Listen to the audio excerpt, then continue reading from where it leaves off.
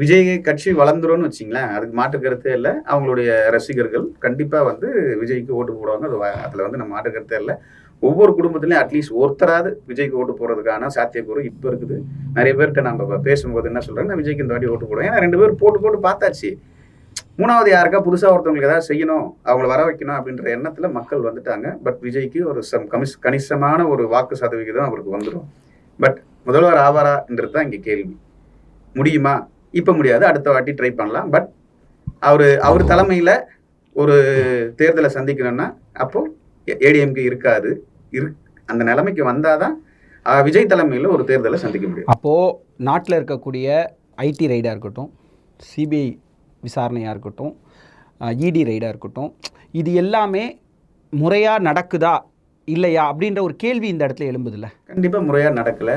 குறிப்பாக வந்து பிஜேபி 3வது தடவை வந்ததுக்கு அப்புறம் எந்தெந்த மாநிலங்களில் எந்தெந்த கட்சியை மிரட்டி பணிய வைக்க முடியுமோ அதற்கு இந்த அமைப்புகள் எல்லாமே வந்து உறுதுணையாக இருக்கிறது நிதர்சனமான. ஏன் உங்களுக்கு தெரியாதா, எனக்கு தெரியாதா?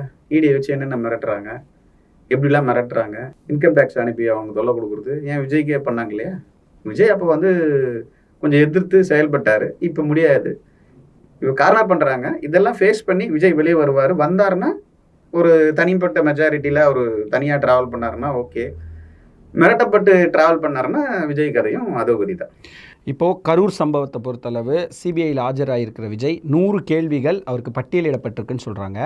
அதில் வந்து முன்னாடியே பார்த்தீங்கன்னா புசி ஆனந்தா இருக்கட்டும், ஆதவ் அர்ஜுனா இருக்கட்டும், இந்த கூட்டத்தை வந்து கூட்டினவங்க எல்லார்கிட்டையும் விசாரணைகள் முடிஞ்சிச்சு. இதில் மாற்றான விஷயங்கள் எது நடந்தாலும் விஜய்க்கு அது சாதகமாக இருக்குமா பாதகமாக இருக்குமா? கண்டிப்பாக விஜய்க்கு பாதகம் தான். அவருடைய டிரைவரை இவங்க வந்து கேப்சர் பண்ணிட்டாங்கன்னே சொல்லலாம். உள்ளே வந்து அந்த சிசிடிவி கேமரா வீடியோஸ்லாம் வந்து கேப்சர் பண்ணியிருக்காங்க. ஸோ இப்போ கன்விக்ட் ஆகணும்ல, விஜயை மாட்டி விடணும் அப்படின்னு தெரிஞ்சிச்சுன்னா இந்த டிரைவரை வந்து ஒரு பலிகடாவாக்கி அவரை தூக்கி முதல்ல உள்ளே வச்சுட்டு அடுத்தது விஜய் பக்கம் வருவாங்க 1 by 1. விஜய் இதுக்கெல்லாம் ஒத்துக்கலைன்னா திகார் தான் அவருக்கு கன்ஃபார்ம். அப்படியே தூக்கி போய் உள்ள ஒரு 20 நாளோ 1 மாதமோ அவர் திகார் ஜெயிலில் இருப்பார். பெயில் எடுத்து கூப்பிடுவாங்க.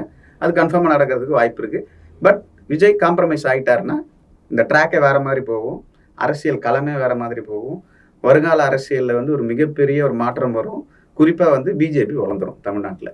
அதுக்கான வேலைகளை தான் தெளிவாக செய்கிறாங்க. இவரே போய் மாட்டிக்கினார் தான் அர்த்தம். இப்போ ஒரு அனுபவம் இல்லாமல் ஒரு யாருக்கிட்ட இவன் தலையில் வரம் கொடுக்குறத வரப்படுத்துவன் தலையை கை வச்சு பார்க்குற கதை தான்.